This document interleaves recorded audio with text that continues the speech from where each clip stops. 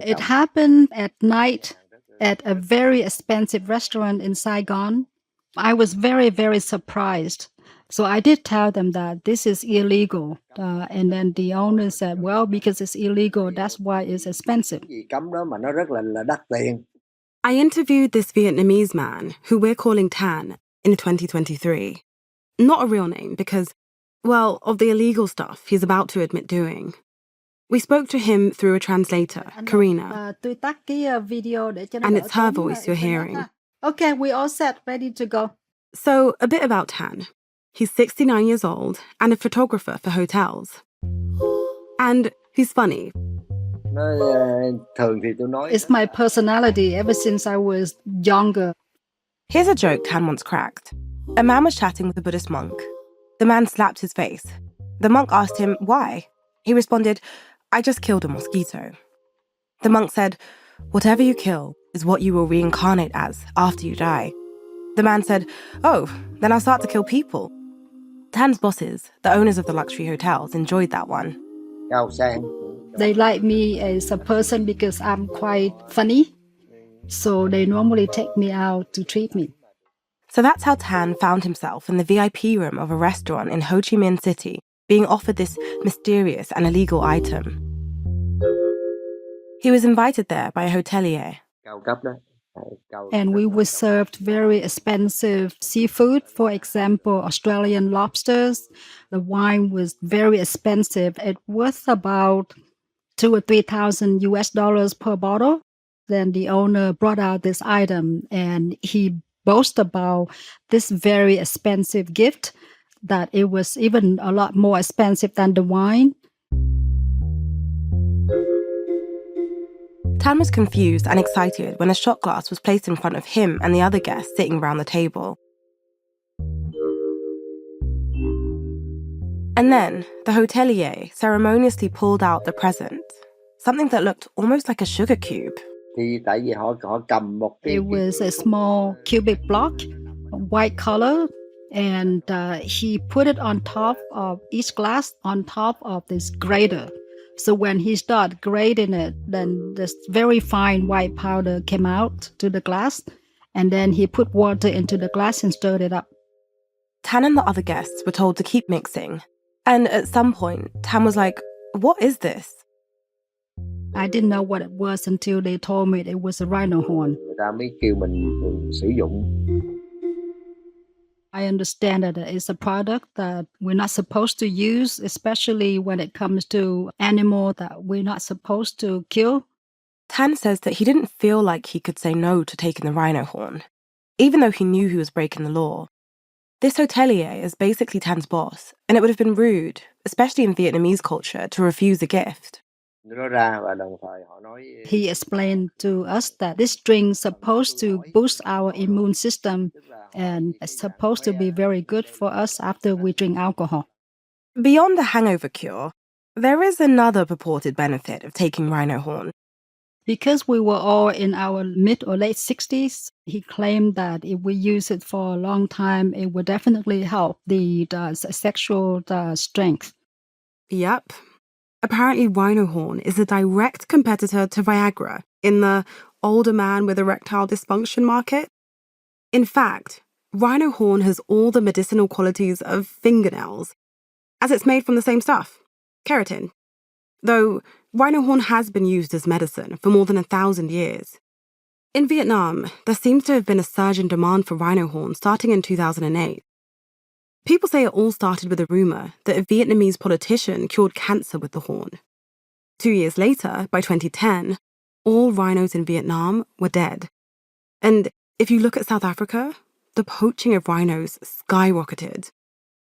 Eventually, Tan asked the hotelier, "How much did this cost you?" The owner told me that he paid about $3,000 per gram. I think this might have been a bit of an exaggeration. From what we've learned, the going rate for rhino horn in this market is more like hundreds of dollars per gram. But certainly, rhino horn in Vietnam is often more expensive than gold or cocaine. It's called the drink of millionaires. And in Vietnam, there are plenty of people with six-figure bank accounts. In 2022, Ho Chi Minh City saw the number of millionaires rise by 70%. Researching this, I kept wondering that everything we were talking about, with Wolf, with the Rangers, with all the schemes and campaigns, is anything anyone doing really going to get the situation under control if people keep paying for this stuff? Even Wolf said it to me. The solution is no one buys until the day that the people stop buying tusks, rhino horns, tigers, pangolins, whatever. This will never stop. So then I started asking, what about the demand? After the animals are captured, who ultimately pays for them? And how can they be persuaded to stop? I'm Runako Celina, and from the teams at Luminary, Dream Crew, and Novel, this is The Wildlife, and this episode is called The Brady Bunch with Fangs.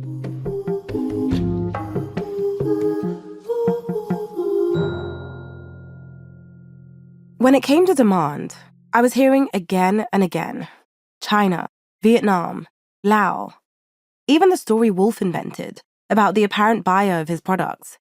Yup, she was in New York, but she was Chinese. You know the Chinese neighborhood in New York? So the Chinese that live there, they have businesses there. They're the one buying now. Perhaps that was a believable story, because, yes, China and Vietnam are considered the two biggest markets for illegal wildlife products. Usually people are buying them for one of four reasons: medicine, exotic pets, food, or decorations. But then I was hearing other things from experts I was talking to. Some of the demand markets are in other parts of the world, including in the US, including in Europe. And all this struck me even more because I lived in China for 6 years, and I know all the false stereotypes. Dog eating throughout the entire nation. And if it's not dogs, it's cats. And if it's not cats, it's monkeys. And I was seeing these stereotypes in discussions of the illegal wildlife trade too. It's easier to accept that a racial trope that's existed for years, the savage Asian, is the one fueling all of this. But academics were saying to me, if you look at the data, this is just not true. Wildlife trade is very, very large. It involves literally millions and millions and millions of people.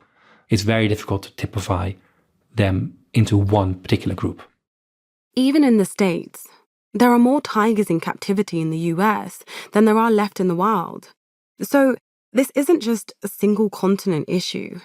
And then there was another really important fact about the illegal wildlife trade that experts were mentioning to me. When we think about wildlife poaching, it's just megafauna or charismatic wildlife. So they are thinking about the big animals to protect, which is important, but the small animals are also really important. It's everything, insects, frogs, lizards, all the way through the spectrum. It's not just about large or cute animals. Won't someone think of the abalone? All animals, big or small, scaly or furry, play their own roles in the ecosystem. And in fact, some of the less cute ones have more important functions. We've got to protect them too. So I realized, in this series, I have to go further than tan in Vietnam and the rhinos in South Africa. But how can I get a close-up view of the marketplace for exotic animals, illegal or otherwise, in, say, Europe? And how do we show just how diverse the animals involved are? Well, I outsourced the mission to my producer, Saskia, because we heard about this bizarre-sounding event happening not so far from where we're based, in London. It ticked all the boxes that we were curious about. So we turned our sights to Europe and to Germany, and more specifically to a town called Hamm. Like the meat, but with 2 M's, which is where Saskia went in March of 2023. Hey, Saskia. Hello, Runako. So tell me then, why did you go to this obscure German town? I went to Hamm, West Germany, because it is home to what is called the world's largest herpetology fair. So it's a fair where people go to buy snakes, spiders, lizards, frogs, scorpions, a lot of the time as pets. Wow. But more recently, there have been reports that it's a place where it's possible, if you wanted to sell illegally smuggled animals for the exotic pet trade. So basically, animals that have been poached are being sold there. And so I wanted to go and see if I could find evidence of that, because if true, it shows just how far the trade goes, that it's happening with some of the most obscure creatures and beyond this cliched market in Asia. So you touch down in Hamm, and you're on the lookout for lizards. What's it like? What's the vibe? So when I arrived in Hamm, it was extremely boring, an extremely normal city. If you were to AI generate mid-sized European city, you would get Hamm, West Germany. But after a short walk from the train station to my hotel, things got really weird. Hi, I just need to check in. So as I checked into the hotel, the guy at reception asked me if I was planning on bringing any reptiles to my room. Do I have boxes of reptiles? No, I don't have any with me. The receptionist told me that 90% of the guests had animals in their rooms. That's insane. That's crazy. So I went and hung out in the lobby of my hotel, and actually, deals start happening the day before the fair even opens. So there was people in the lobby buying and selling snakes and lizards. Which ones are you selling? Snakes? Did anyone come up to you and offer you some product? What, like one of those guys wearing like a coat with the watches inside, but instead a bunch of geckos? Over here. Well, no one tried to sell to me. I actually think a lot of people buy the animals online in advance and then they meet in Hamm to do the exchange. I saw a lot of this, even someone buying a rattlesnake in the car park. Wow. Oh, yeah, you can. Oh, he's rattling. Wow. Yeah. But all this was before the fair, and it was a time I had some preparing to do. Someone who helped me was a biologist called Katerina Lemaitre. She works for an organization called Pro Wildlife, and they're conservationists that focus on all kinds of animals, including snakes and spiders. It's much sweeter to say, hey, I protected an elephant. Look how sweet they are. And it's not that easy to say, look, they protected that sweet spider. It's poisonous. Woo! I think really many people are not aware of how important every species is for the ecosystem. And she told me that I should do this reporting undercover.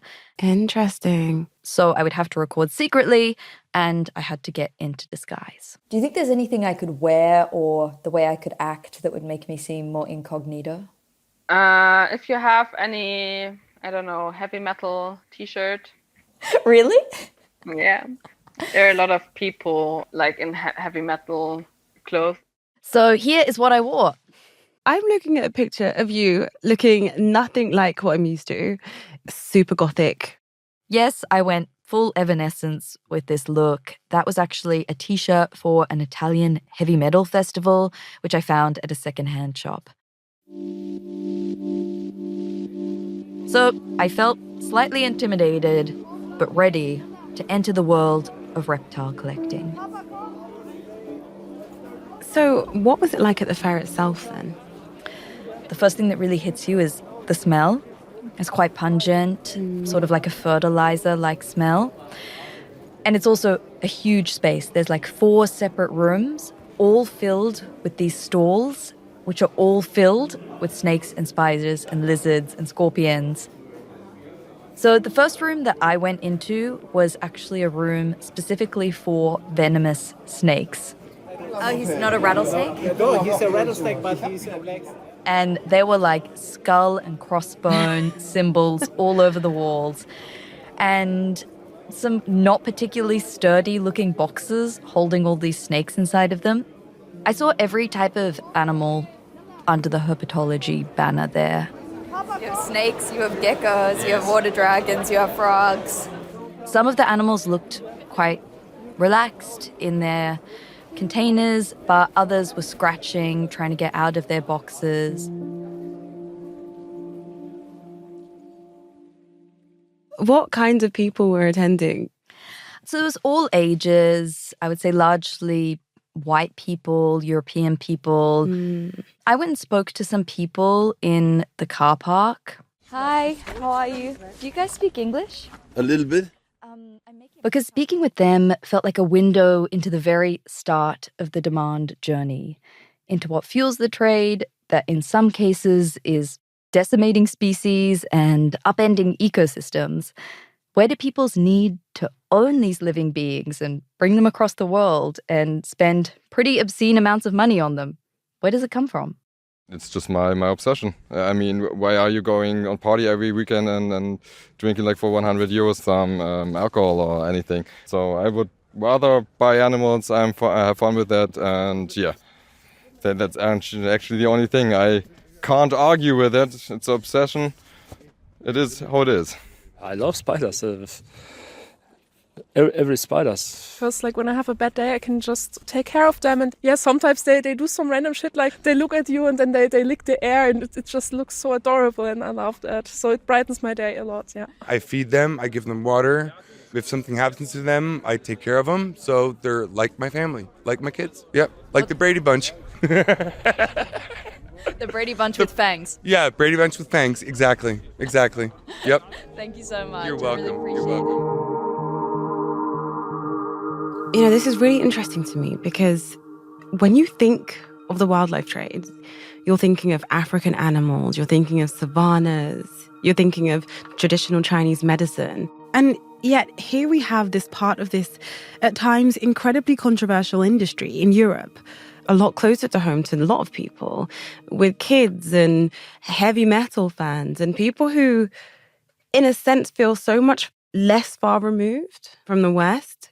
Yeah, it's a sector of the wildlife trade that people don't really think about. Mm-hmm. It's not elephants and rhinos, it's snakes and scorpions. And the buyers, they aren't millionaire Vietnamese rhino horn users. These are suburban collectors with a chameleon obsession. Taking these animals out of the environment can be totally fine. There is legal wildlife trade, or it can have serious consequences. Lizards are often food for other animals, like birds of prey, or they eat other animals so their populations don't get out of control. If a lizard species is wiped out, it can throw an ecosystem totally out of whack. The thing is, as far as I could tell, what was happening at this fair is perfectly above board. But I, of course, was on the hunt to see if there were animals being sold that could have been poached. I wanted to see how close I could get to the dark side of the exotic pet trade.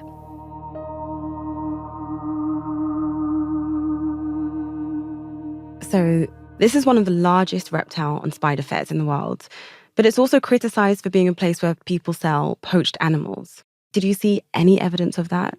So full disclosure, I am not a herpetologist, but there was someone else there who was also undercover, so I can't tell you their name, who is an expert.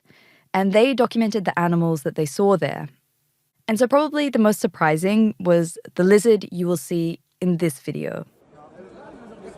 So I'm seeing the cutest little lizard, green, very like a deep, lush green, and the background is all kind of brown leaves, the little plant in there. That is the Fiji banded iguana, and it was selling for 1,500 euros. That lizard is nationally and internationally protected. So there is a possibility that its ancestors were illegally collected. Okay. So someone went into the Fijian forest and plucked them out of their natural habitat and then smuggled them into Europe.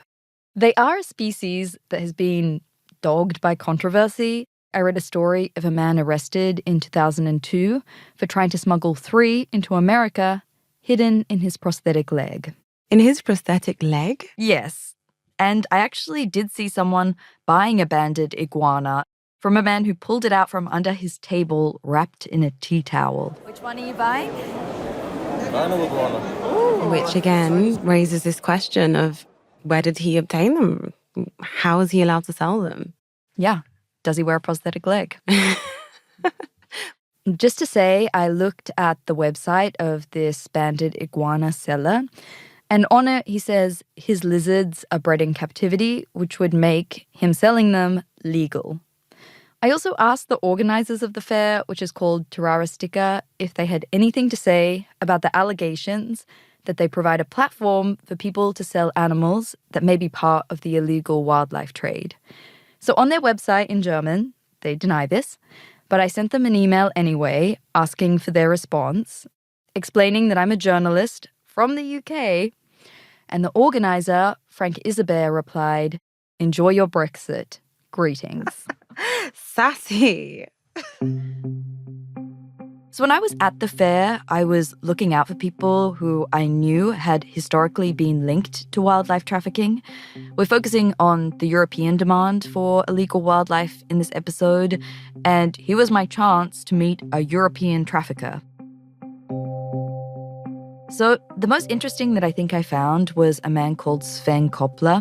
He was convicted of large-scale tarantula smuggling in the US in 2011. So he was sending tarantulas in the mail from Germany to Los Angeles. In the mail? Yes. Just greetings with love. Sending a tarantula. Taking the Amazon package to a more literal level.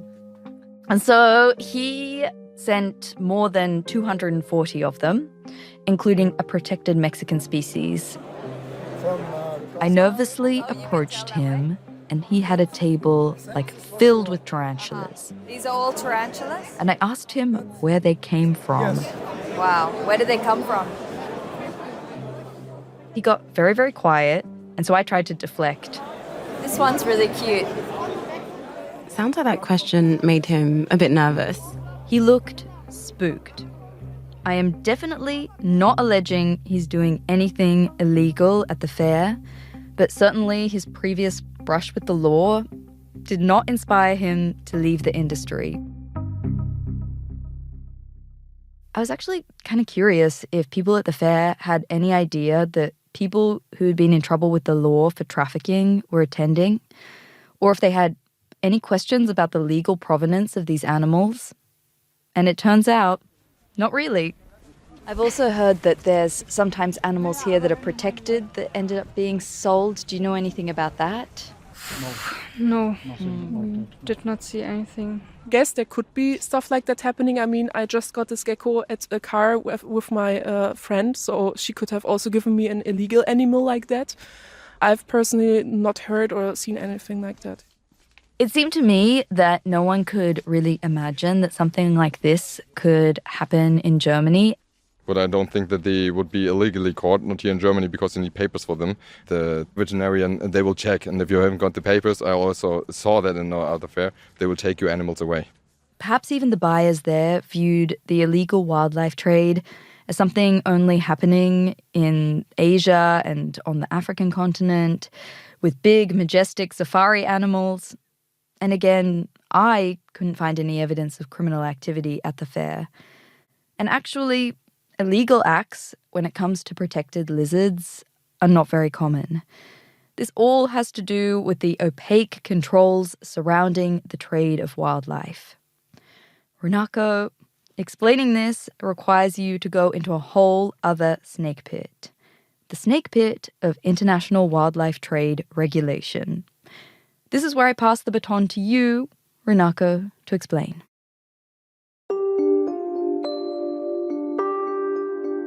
Overall, the legality or illegality of the wildlife trade is complicated. So, to unpick it, I'm going to need the help of Vincent Nyman. He's a professor of anthropology at Oxford Brookes University. And I research wildlife trade. And there's one really important aspect of this that you need to learn about, which conservationists will be mind-blown that we've managed to get to episode 5 before mentioning. It's called CITES. CITES stands for the Convention on International Trade in Endangered Species of Wild Fauna and Flora. Vincent actually worked with CITES for 12 years, and most countries around the world are signed up to CITES. It regulates the international trade of wildlife, determining a lot of what is legal and illegal. And it'll come as no surprise to you that CITES is kind of boring. It's an international trade convention after all. But if you take the time to peel back the layers of CITES, It's equal parts mind-boggling and fascinating. Criminals have managed to figure out its weaknesses, the loopholes and the technicalities, and through a combination of gall and fraud, have used it as a cloak to hide their crimes. But maybe the best way to think about CITES' impact and the ways people exploit it is to look at the story of one particular lizard, the earless monitor lizard. The earless monitor lizard from Borneo was described more than 100 years ago. But for the first 50, 60, 70 years, we knew very, very little about it. Very few animals were seen in the wild. And what do these mysterious Asian lizards look like? A bit like Godzilla. Godzilla. Only if Godzilla had been shrunk to the size of a bowling pin. But sometime in the 20th century, the earless monitor lizard had all but disappeared. It hadn't been seen for 40, 50 years. So jump to 2008. A team of researchers was in Indonesian Borneo doing a survey for a palm oil company.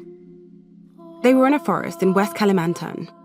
Imagine, slashing through vines as humidity surrounds them. A creeping King Kong mist enveloping the canopy. Eventually, after trudging through the dense jungle, they paused their work for the day. And during their lunch break in the forest, they noticed a lizard sitting close to a little stream. A lizard that happened to look a lot like a fictional Japanese monster. They took a few photographs, didn't really know what it was, finished their lunch, and a few days later, they checked what it was they had seen, and they discovered it was an earless monitor lizard. It was major. The earless monitor lizard is sometimes nicknamed the holy grail of herpetology. Finding it was huge, like the lizard equivalent of stumbling across the lost city of Atlantis. They described how they had rediscovered this earless monitor lizard and added West Kalimantan to its geographic range. And subsequently what happened was that fairly quickly after publication of that report, collectors from Germany and collectors from Japan flew into West Kalimantan to try and find the earless monitor lizard for themselves. Imagine descending on the remote jungles of Indonesia, poachers from across the globe, ready to stuff rare lizards into Tupperware containers, or perhaps even artificial limbs.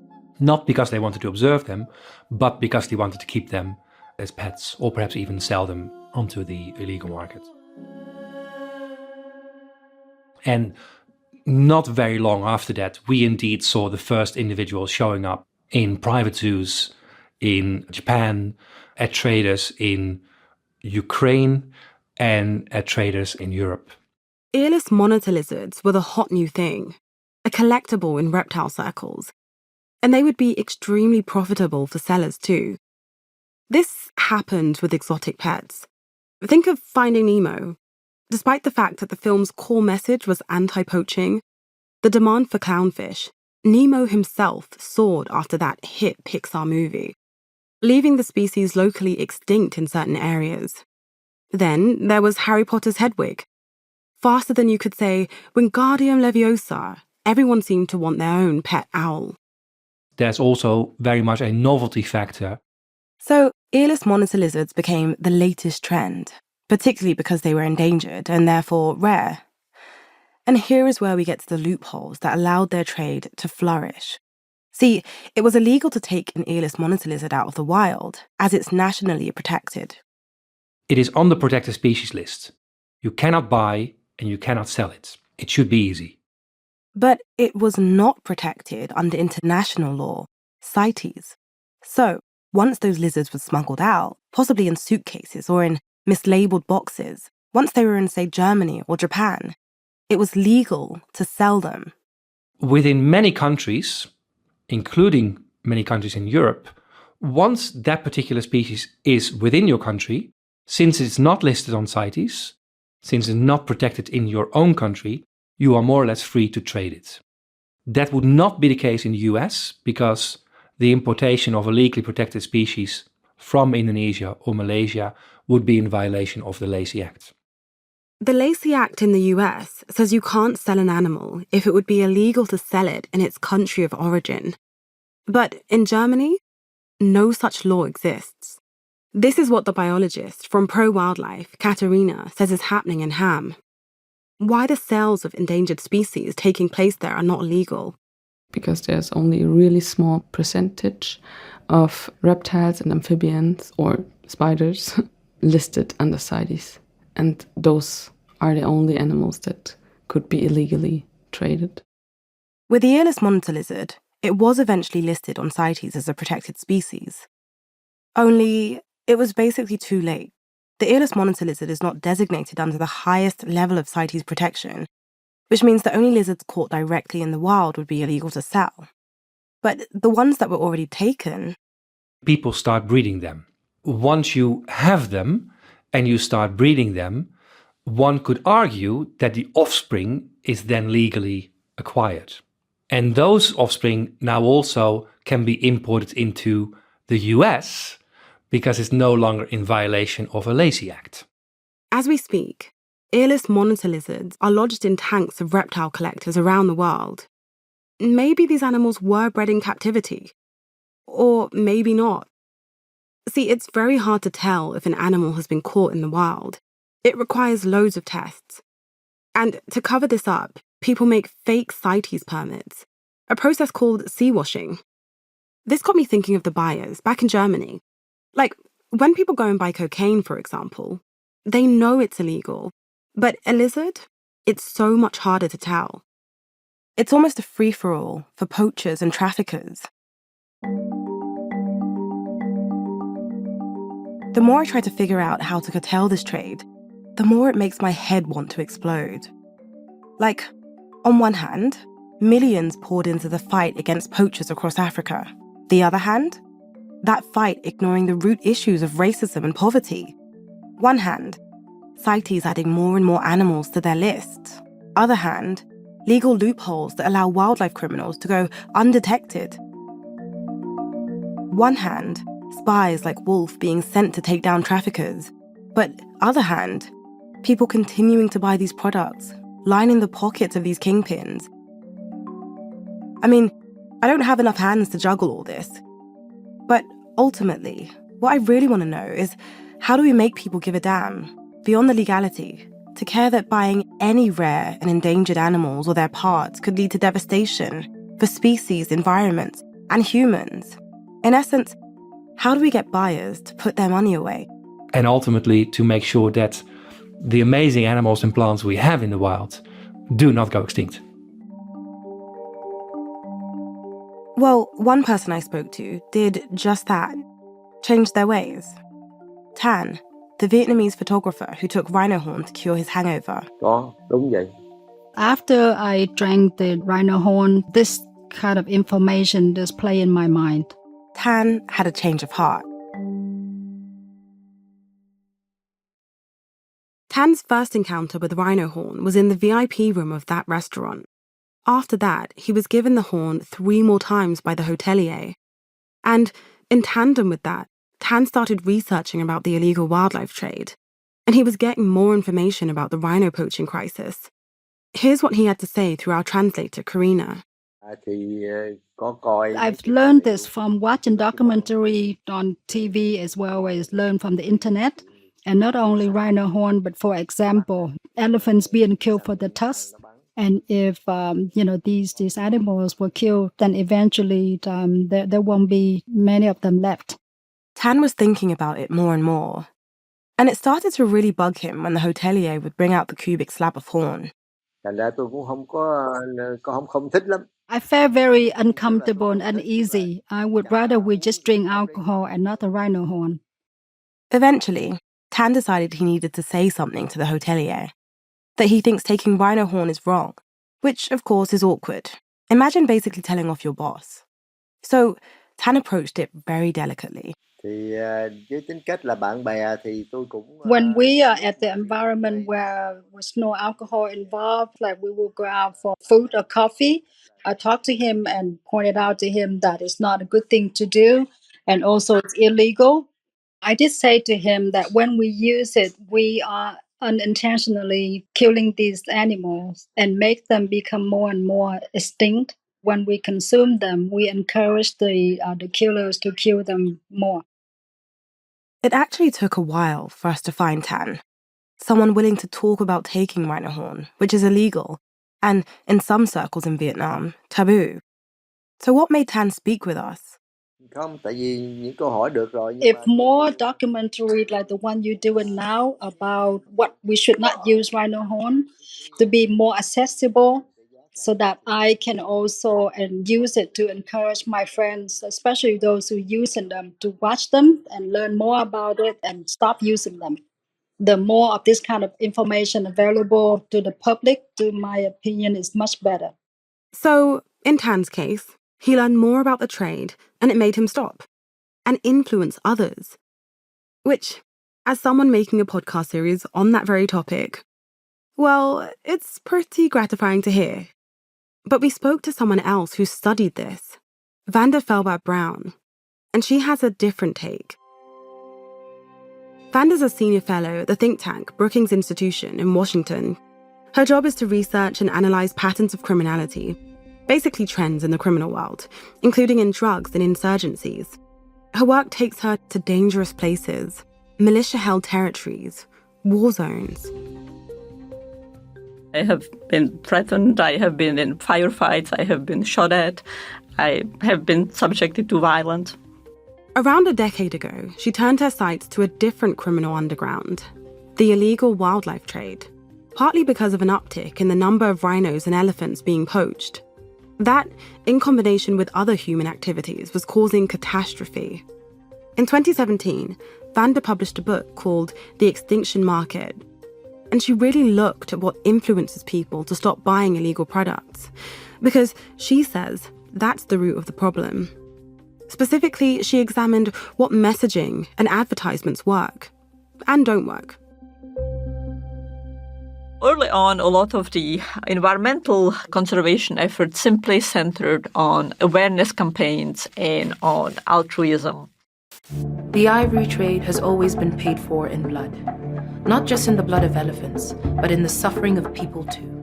Posters of baby elephants saying, look how cute I am, don't kill me by purchasing ivory. Isn't this the cutest rhino you've ever seen?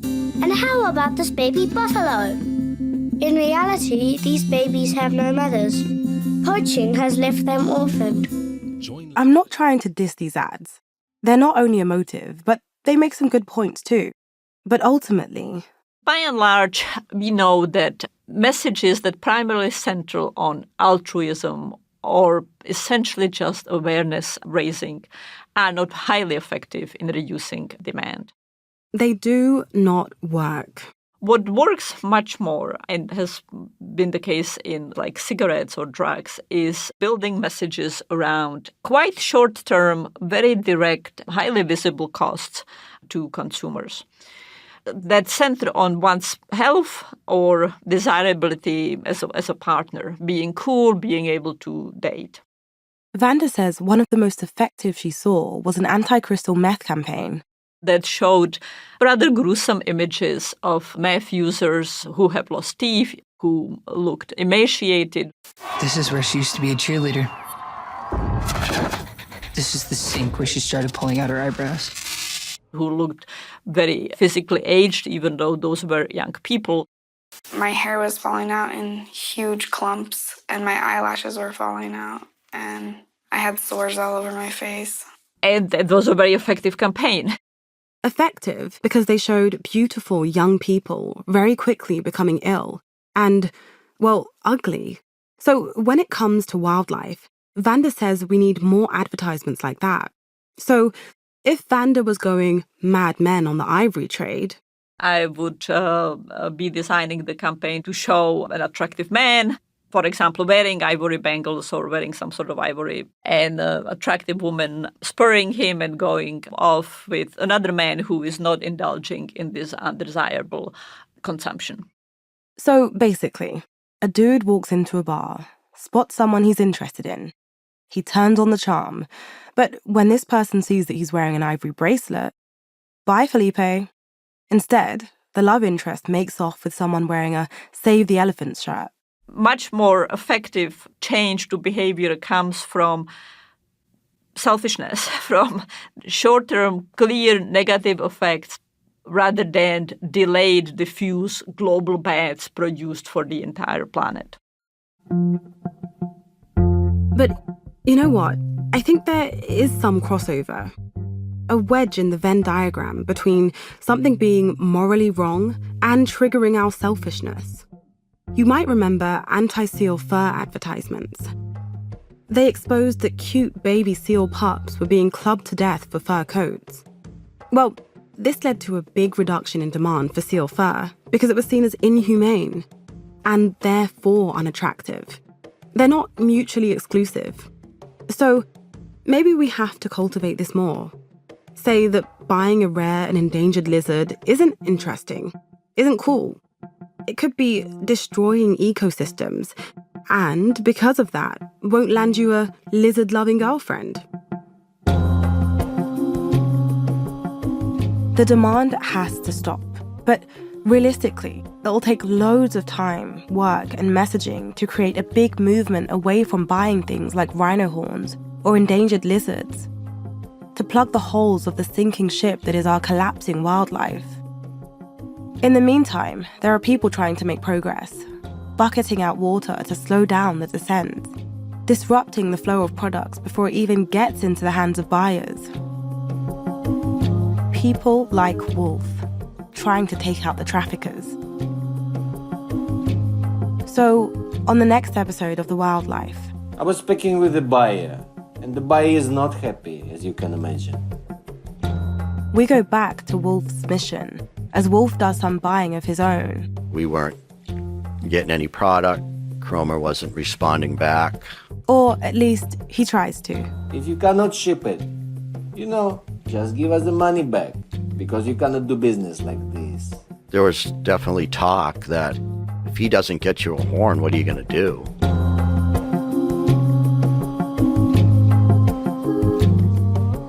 The Wildlife is a Luminary original in partnership with Dream Crew, produced by Novel. It's written and hosted by me, Runako Celina.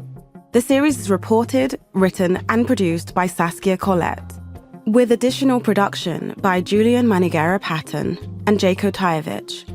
The executive producers are Maithili Rao and Max O'Brien for Novel, Coral Lee for Luminary, Drake, Adele, Future, Noor, Peter Nelson and Maggie Gilbride for Dream Crew, and Mauricio Gris and Alex Farquharson for Thread Studios. Research by Madeline Parr. Sound design mixing and scoring by David Smith. And original music composed by Jake Long. Music supervision by Nicholas Alexander. Production management by Cherie Houston and Charlotte Wolfe. Fact-checking by Dania Suleiman.